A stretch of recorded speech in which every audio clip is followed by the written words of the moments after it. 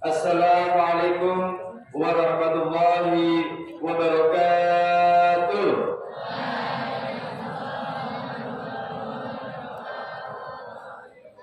Kurang kompak, kurang keras, padahal sarapannya banyak dari rumah kalian. Assalamualaikum warahmatullahi wabarakatuh.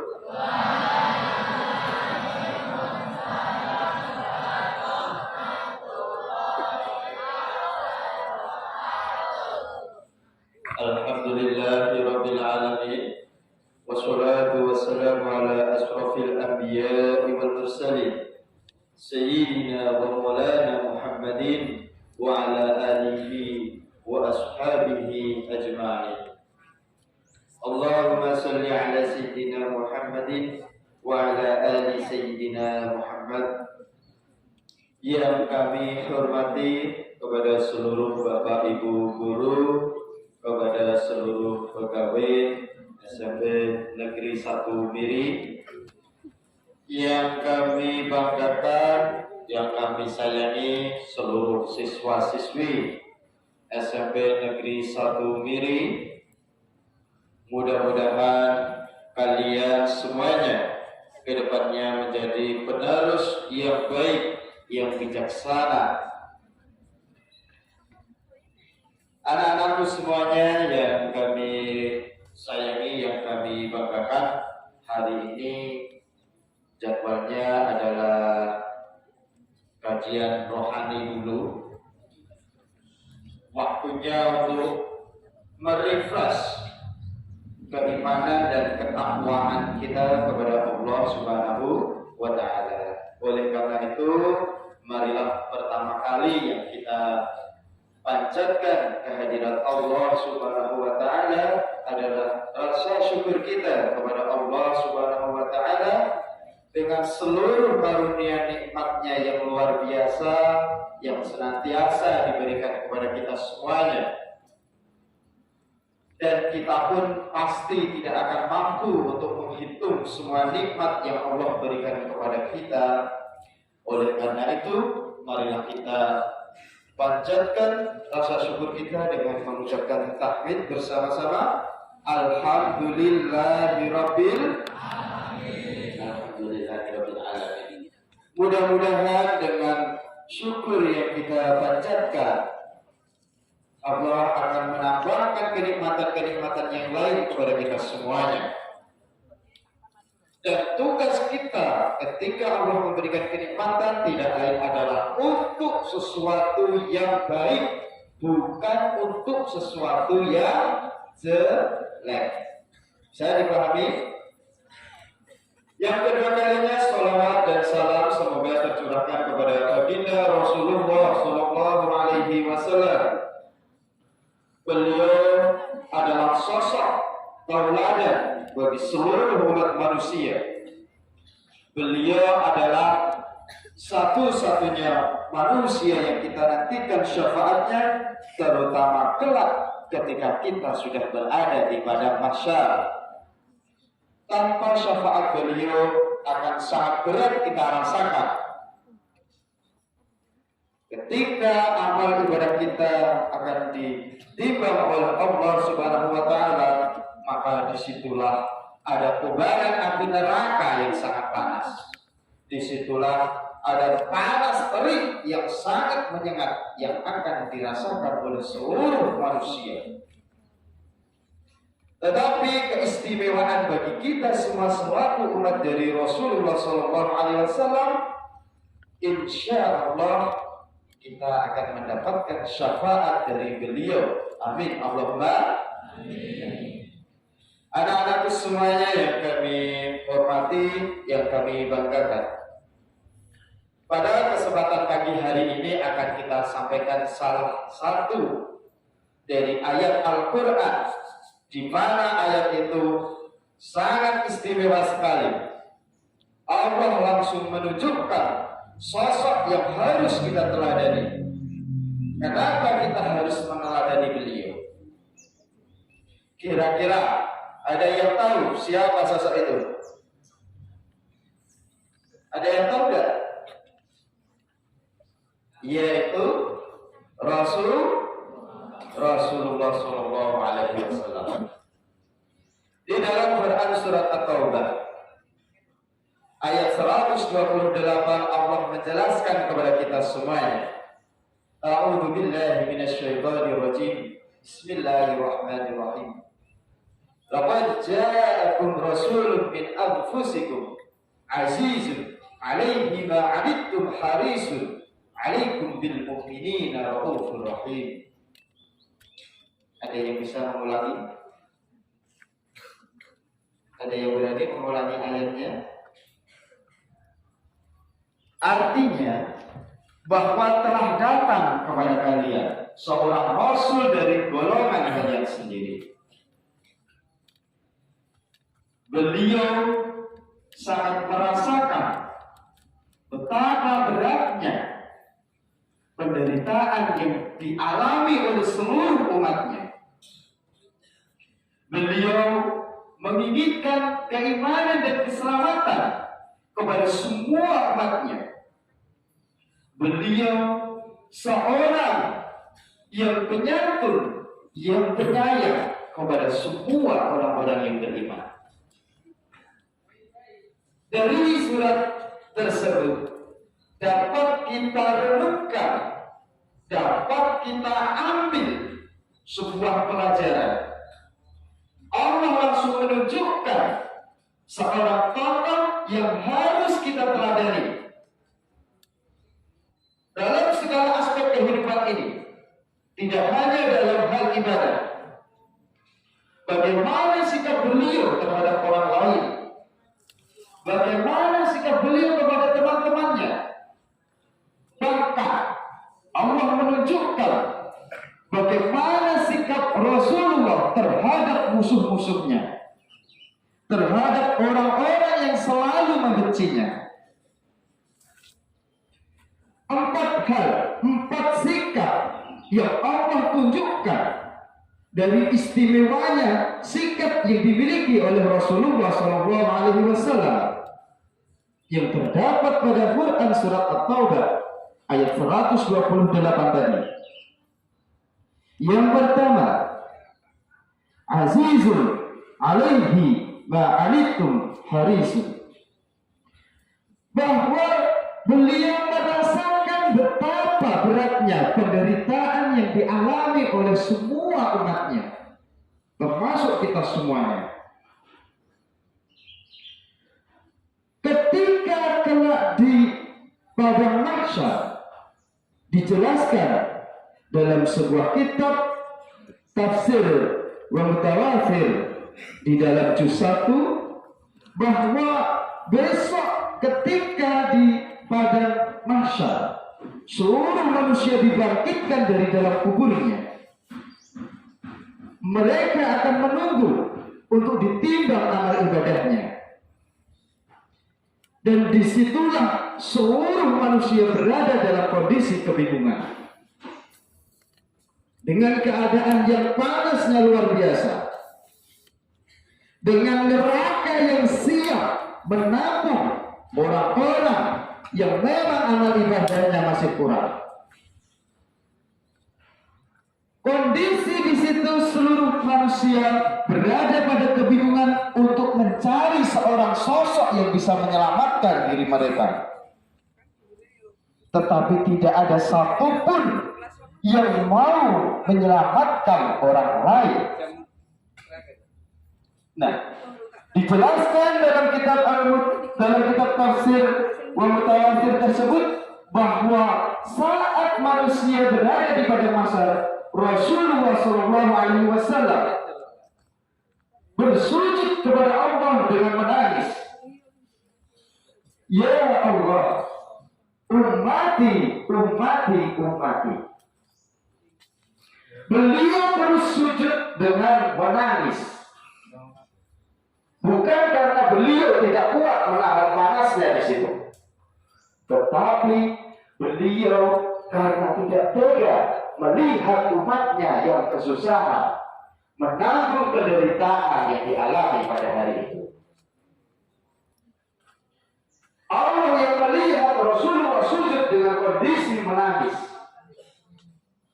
menyuruh Jibril untuk bertanya kepada Rasulullah SAW.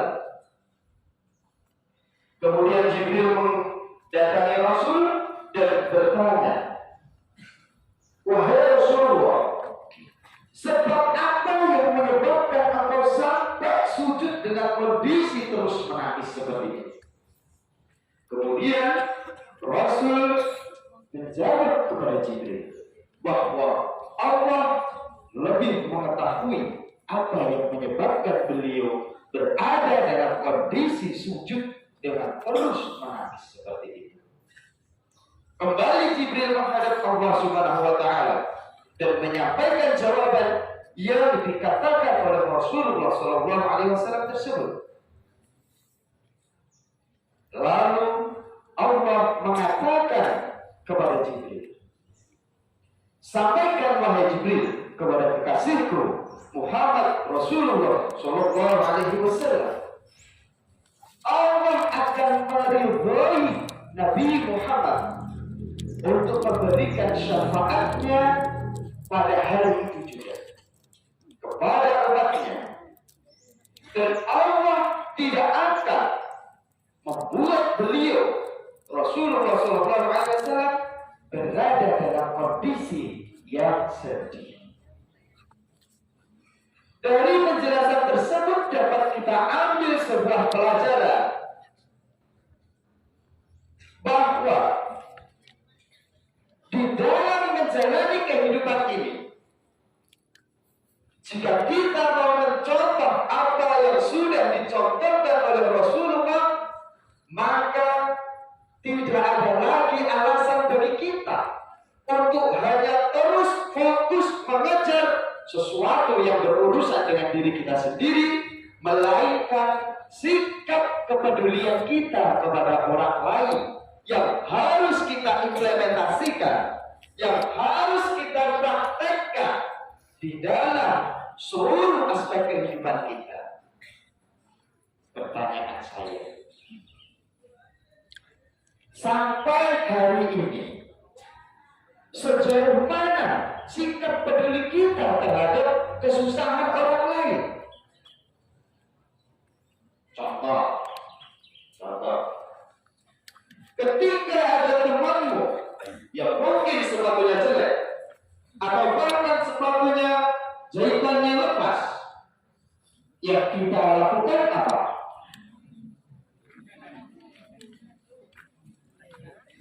Saya tanya, kalau ada teman kalian yang sepatunya jelek, jahitannya lepas, belum bisa dijahitkan lagi, yang kalian lakukan apa? Terutama laki-laki yang kelas 9. Mengejek. Selain mengejeknya, apa? Membuli, menertawakannya. Betul tidak? Ketika ada teman kita jatuh saat berjalan, meleset, apakah kita langsung menolongnya atau kita justru menertawakan sambil mengolok-oloknya? Masih baik menertawakan sambil mengolok-olok. Belum lagi keluar cemooh-cemooh yang datang dari mulut kita. Betul tidak? Kalau kita mengaku umatnya Rasulullah, sudah selayaknya dan wajib bagi kita untuk meniru apa yang beliau lakukan. Apakah beliau pernah mencemooh saudaranya, teman-temannya? Pernah tidak? Tidak pernah sama sekali. Apakah ketika ada tetangganya yang susah, beliau justru tertawa dengan begitu bahagia? Pernah tidak? Tidak. Coba kalau kita, misalnya, ketika ada teman dihukum, kita dengan bangga menertawakan mereka enggak? Benar enggak? Membuli mereka enggak? Yakin tidak? Alhamdulillah kalau tidak. Maksud di sini yang pertama adalah sikap kita harus peduli kepada orang lain, kepada teman kita, kepada tetangga kita. Karena disitulah Islam hadir dengan membawa sebuah konsep hidup di mana manusia yang satu dengan yang lain harus saling tolong menolong. Al-muslimu dan muslim kalau terjadi ya syukur ba'duhu ba'dan, bahwa di antara kita semua ini adalah seperti ibarat sebuah bangunan yang harus saling menguatkan, yang harus saling menguatkan satu dengan yang lain agar tetap bisa berdiri dengan kokoh, dengan kuat. Bisa dipahami ya? Ya, yang pertama tadi sikap Rasulullah adalah azizun alaihi ma anittum harisun, bahwa beliau sangat peduli kepada umatnya. Bersyukur wajib kita lakukan karena hanya umatnya Rasulullah, umatnya Nabi Muhammad yang kelak akan mendapatkan syafaat terutama di hari kiamat kelak. Amin Allahumma. Yang kedua, di dalam surat Al-Taubah juga dijelaskan perilaku Rasulullah. Maka akhlak Rasulullah yang kedua, yaitu beliau menginginkan keimanan dan keselamatan kepada semua umatnya. Maksudnya bagaimana?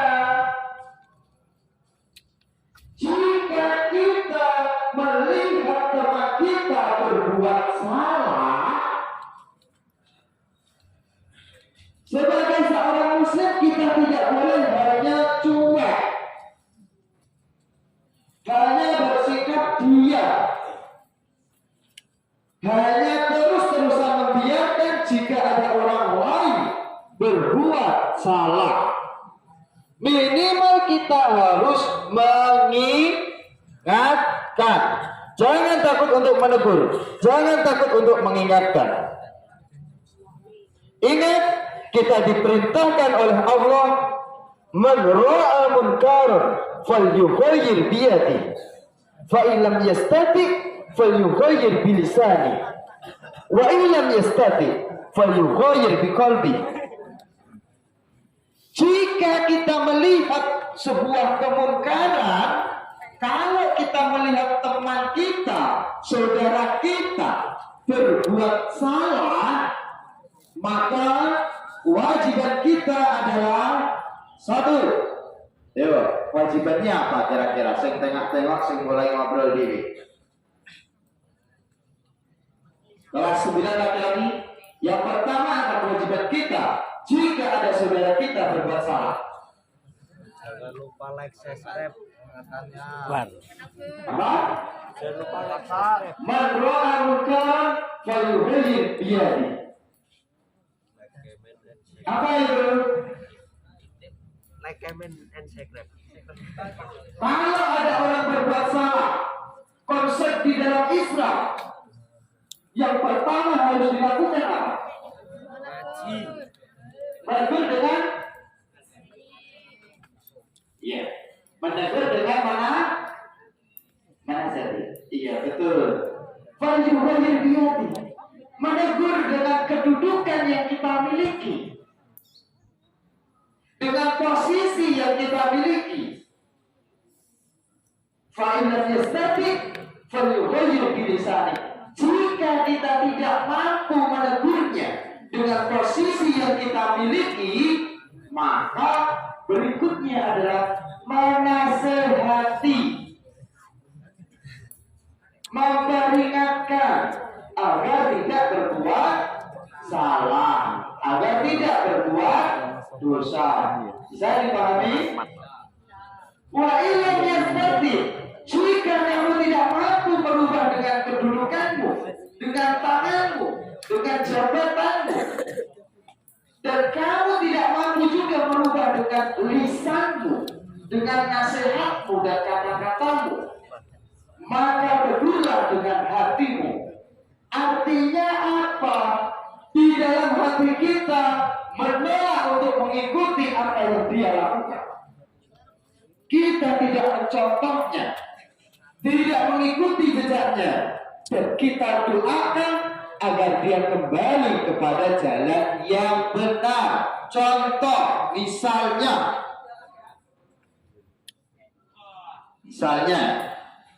jika kalian melihat saya, jika kalian melihat Pak Sugi waktu sholat zuhur, saya mencuri buah milik orang lain, maka kalian harus menegur saya, bukan mengikuti jejak saya, ikut-ikutan mencuri. Bisa dipahami? Paham ya? Tegurlah. Kalau saya berbuat salah, tegur, diingatkan.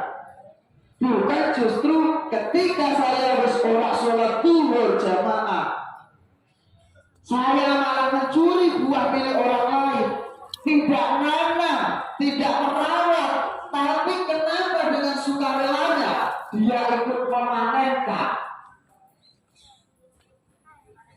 Betul tidak seperti itu? Boleh tidak? Tidak boleh. Paham ya? Yang laki-laki kelas 9 paham?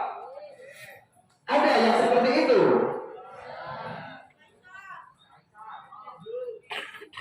Kaisar ikut. Oke, kita lanjutkan lagi. Artinya apa? Di situ Rasulullah menginginkan keimanan dan keselamatan bagi seluruh umatnya. Salah satu kisah yang sangat fenomenal yang Rasulullah alami ketika beliau akan menuju ke masjid untuk melaksanakan sholat. Beliau pernah dilempar kotoran oleh orang yang berada pada jalan yang dilewati oleh Rasulullah. Hari berikutnya beliau lewat lagi karena di situ hanya satu-satunya akses menuju masjid.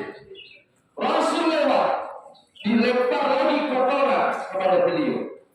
Bahkan yang paling parahnya lagi, tidak hanya kotoran, beliau juga diludahi.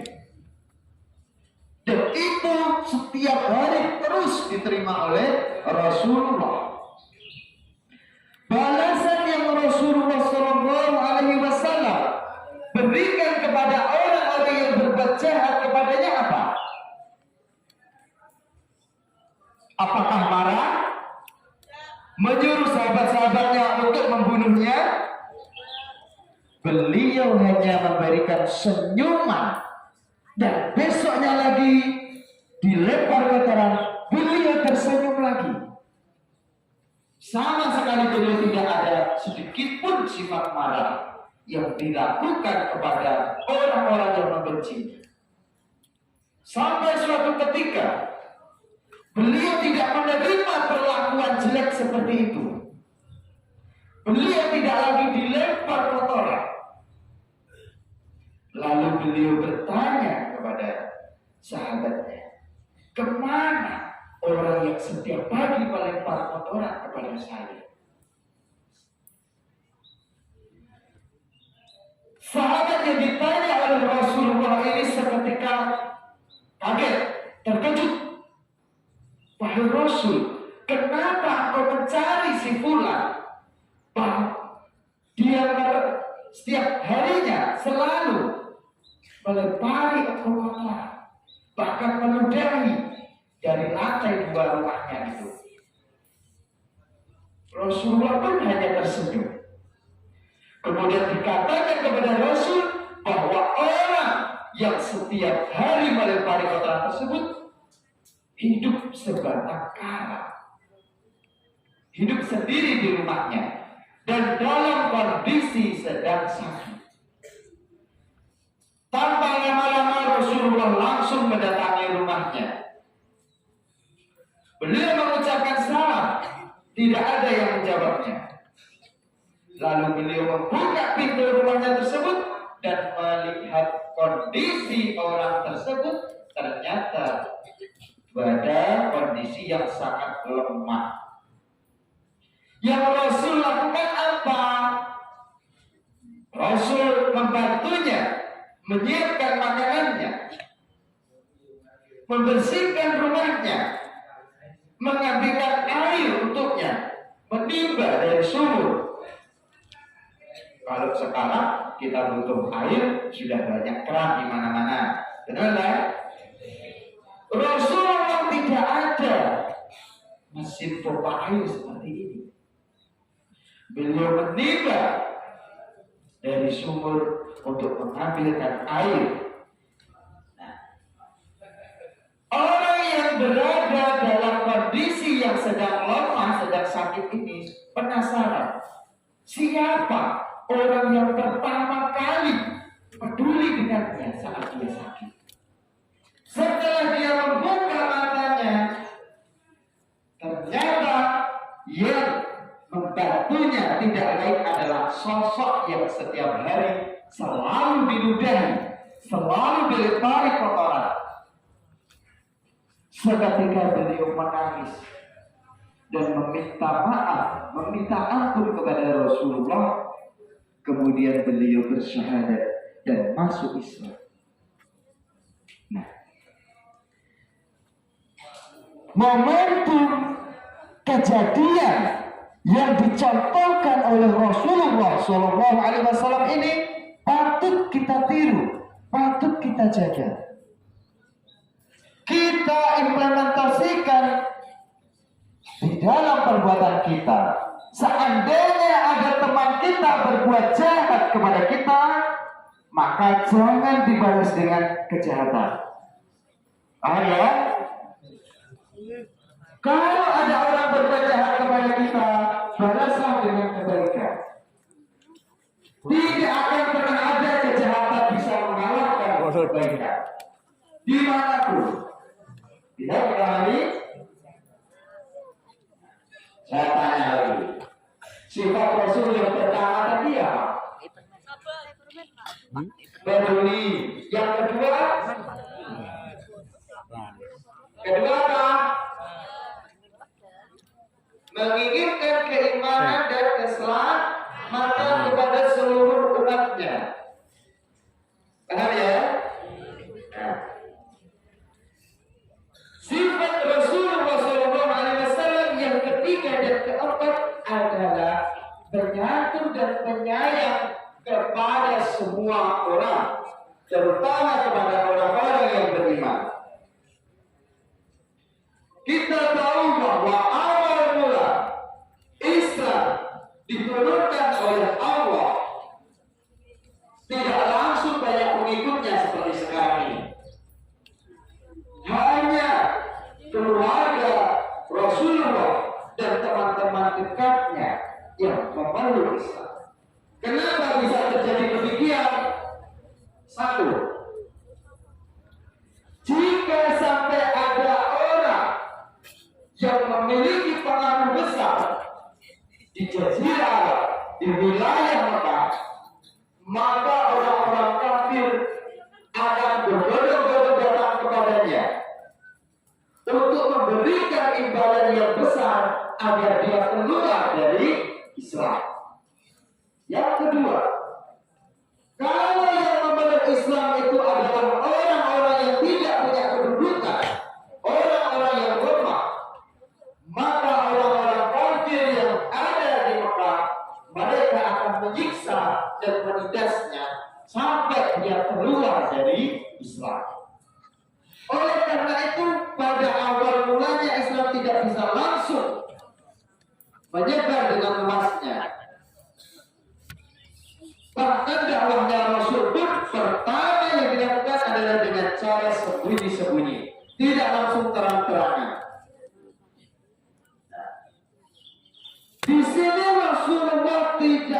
membenci kepada siapapun. Meskipun kepada orang yang memiliki keyakinan yang berbeda, Rasul tetap berbuat baik, tetap bersikap baik kepadanya. Ya, kelas 9. Pelajaran apa yang Rasul contohkan kepada kita pada aspek ketiga dan keempat ini? Yang mana berdiri gantikan saya.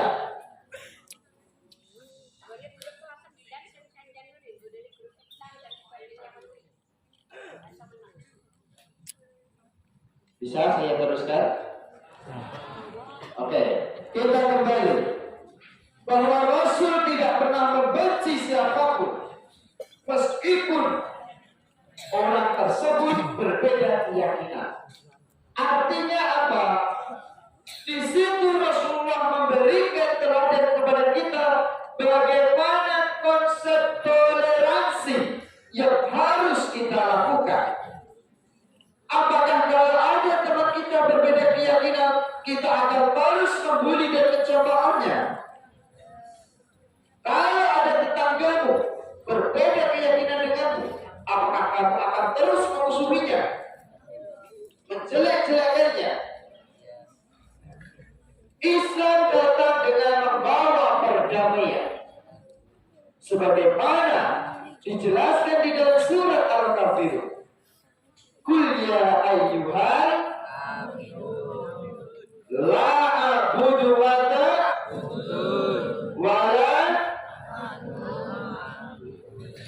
wala antum abiduna ma wala ana abidu ma wala antum abiduna ma.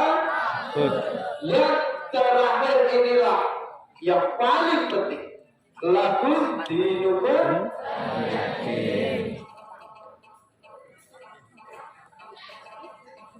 Maksudnya apa? Maksud dari konsep toleransi yang dihadirkan oleh Islam, terutama pada surat Al-Kafirun tersebut adalah ketika kita bertemu, berkumpul dengan orang yang berbeda keyakinan dengan kita, tidak boleh ada rasa kebencian terhadapnya. Tidak boleh menghinanya atau bahkan kita melarangnya ketika dia mau melaksanakan ibadah. Tidak boleh. Bisa dipahami? Nah. Dan kita juga jangan sampai ikut arus. Jangan sampai kita justru malah mengikuti keyakinannya di situ. Dijelaskan lakum dinukum waliyadin. Bagimu agamamu dan bagiku agamaku. Artinya apa? Kerukunan, perdamaian di dalam lingkup sosial, di dalam hubungan bermasyarakat harus kita terapkan sikap saling menghormati, sikap saling menghargai. Apalagi sesama Muslim, kalau misal ada temanmu berbeda warna kulit denganmu, jangan diejek. Mentang-mentang kalian kulitnya putih, ketika berkumpul dengan orang yang kulitnya agak coklat, terus kamu jauhi. Tidak boleh. Paham? Karena dengan yang berbeda agama pun kita harus rukun, apalagi yang satu agama. Nah, sekarang saya tes 4 sikap yang Allah tunjukkan yang dimiliki oleh Rasulullah di dalam surat At-Taubah ayat 128 tadi. Yang pertama apa? Rasul bagaimana?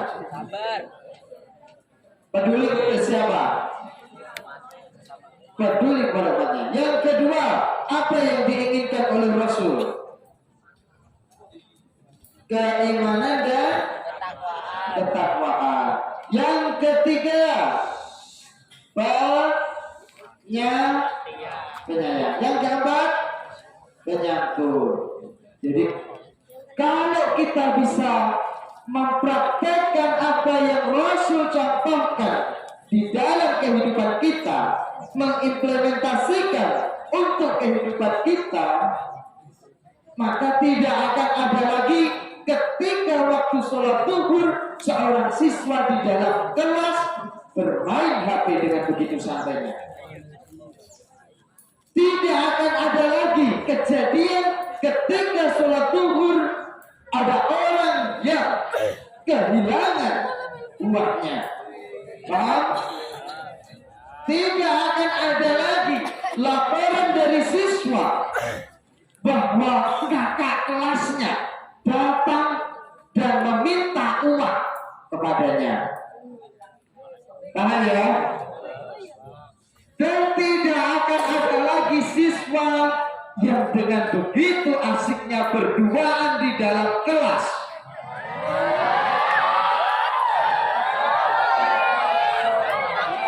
Padahal jelas-jelas itu perbuatan yang dilarang oleh Islam. Benar tidak? Saya tanya nih kepada semua yang ada di sini. Kalau misal Pak Sugi berduaan, pacaran, tinggal kelas, betul nggak yang saya lakukan ini sesuai Islam? Salah ya? Apalagi saya mendekatkan wajah saya kepada orang yang saya ajak berduaan. Lebih salah lagi enggak? Apalagi kalau di situ banyak teman-temannya. Tapi itu bukan di sekolahan ini, mungkin sekolahan lain.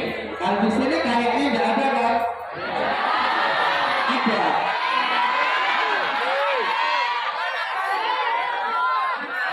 Kelas 1 atau kelas 2? Kelas 1 ada. Kelas 2? Kelas 3? Bisa dirubah ya. Jangan sampai terjadi lagi ya. Paham ya? Tidak boleh dilakukan hal-hal seperti itu lagi. Kalau ingin ngobrol dengan temanmu, kasihlah jarak 3 meter biar pada posisi aman, titik aman. Bisa dipahami? Kalau jaraknya ingin dekat, taruhlah temanmu 2 orang di tengah, jaraknya rontok dekat. Paham? Anakku semuanya yang kami hormati, yang kami banggakan, sedikit apa yang saya sampaikan ini mudah-mudahan bisa memberikan semangat kepada kita semuanya untuk terus berbenah diri, untuk terus menjadi lebih baik lagi.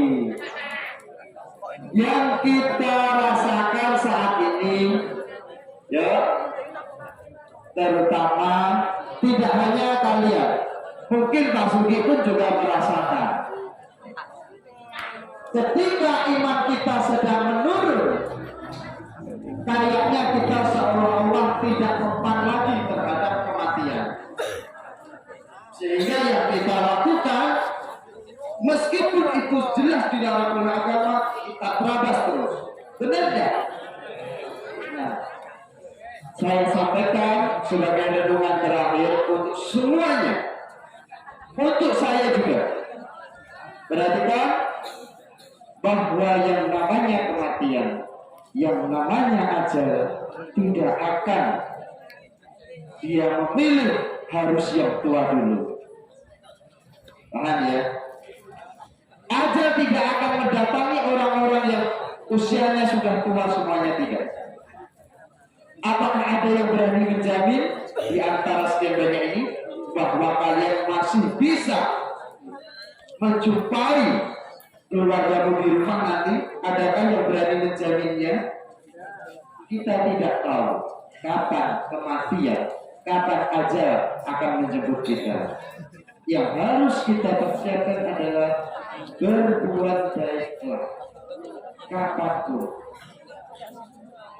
Kalau sampai setelah saya berdiri di sini, Pak mungkin aja datang menjemput saya, minimal kita sudah berbuat banyak. Jadi jangan merasa kita tidak tepat lagi terhadap kematian. Sehingga yang kita lakukan adalah sesuka kita. Dinasihati malah kami diri. Dikasih pengetahuan malah ngobrol. Bisa dipahami? Wabillahi taufiq wal hidayah. Wassalamualaikum warahmatullahi wabarakatuh.